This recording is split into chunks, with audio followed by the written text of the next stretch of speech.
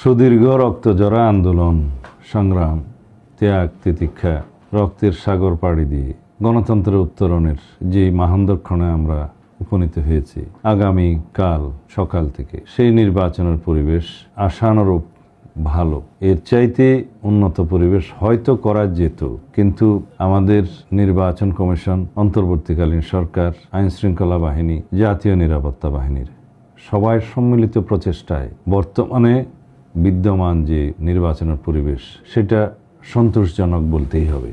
দুই একটি বিচ্ছিন্ন ঘটনা ঘটতেই পারে একটি জাতীয় নির্বাচনের প্রাক্কালে, সেরকম দুই একটি বিচ্ছিন্ন ঘটনা হয়তো সারা দেশে খুঁজলে পাওয়া যাবে। তবে ওভারঅল সার্বিক আইন শৃঙ্খলা পরিস্থিতি, নির্বাচনের পরিবেশ সবকিছু মিলিয়ে এটা অত্যন্ত সন্তোষজনক। আমাদের সম্মানিত ভোটারগণ, দেশের জনগণ আগামীকাল নির্বাচনে মুখ্য ভূমিকা রাখবে। আইন শৃঙ্খলা বাহিনীর ভূমিকা বরং গৌণ হবে, কারণ সারা দেশে যে অবস্থা আমরা লক্ষ্য করেছি, দেশের সকল ভোটার জনগণ এরকম মুক্ত, স্বাধীন এবং উৎসব মুখর পরিবেশে একটি ভোট দানের জন্য, ভোটাধিকার প্রয়োগের জন্য অপেক্ষা করে আছে, উদ্গ্রীব হয়ে আছে।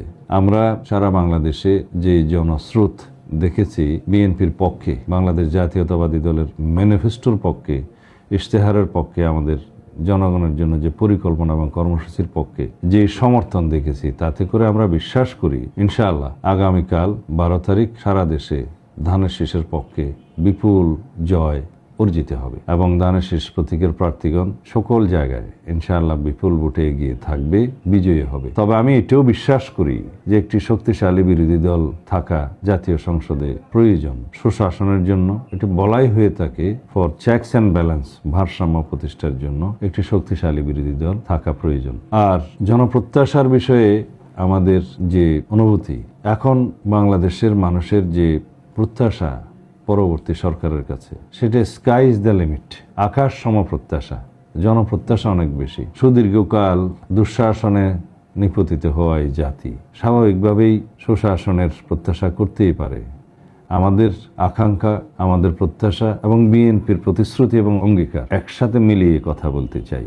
আমাদের প্রতিশ্রুতি এবং অঙ্গীকার হচ্ছে আমরা সুশাসন, উন্নয়ন এবং দুর্নীতিমুক্ত একটি সমাজ এবং সরকার ব্যবস্থা প্রতিষ্ঠা করতে চাই। এগুলোকে অ্যাড্রেস করা না হলে আমরা কাঙ্ক্ষিত লক্ষ্যে পৌঁছাতে পারবো না। যে বৈষম্যহীন সমাজ ব্যবস্থার জন্য, সাম্য এবং মানবিক মর্যাদার সুশাসনের বাংলাদেশ পাওয়ার জন্য আমাদের সন্তানরা রক্ত দিয়েছে, শহীদ হয়েছে, তাদের সেই প্রত্যাশা, অঙ্গীকার আমাদের পূরণ করতেই হবে। এই অঙ্গীকার নিয়ে, এই প্রতিশ্রুতি নিয়ে আমাদের 31 দফার ভিত্তিতে রাষ্ট্র কাঠামো গণতান্ত্রিক মেরামতের মাধ্যমে, সংবিধানের গণতান্ত্রিক সংস্কারের মাধ্যমে সেই রাষ্ট্র বিনির্মাণের লক্ষ্যে আমরা এগিয়ে যাব। এটা বাংলাদেশ জাতীয়তাবাদী দলের যেমন অঙ্গীকার, প্রতিশ্রুতি, সারা বাংলাদেশের মানুষের প্রত্যাশাও তাই। তো সুতরাং জনপ্রত্যাশা ইনশাআল্লাহ পূরণ হবে।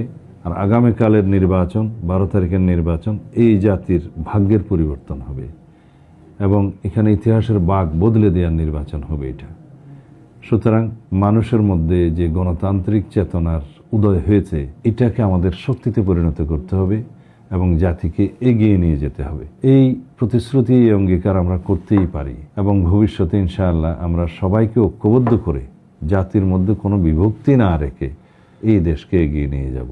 সারা বাংলাদেশের সকল সম্মানিত ভোটারদের প্রতি আমাদের আহ্বান, আপনারা বাংলাদেশের গণমানুষের দল, এদেশের পক্ষের শক্তি বাংলাদেশ জাতীয়তাবাদী দলের প্রতীকে ধানের শীষে আপনার মূল্যবান ভোট প্রদান করে বাংলাদেশ জাতীয়তাবাদী দলের সরকার, জনগণের সরকার প্রতিষ্ঠায় সহযোগিতা করবেন।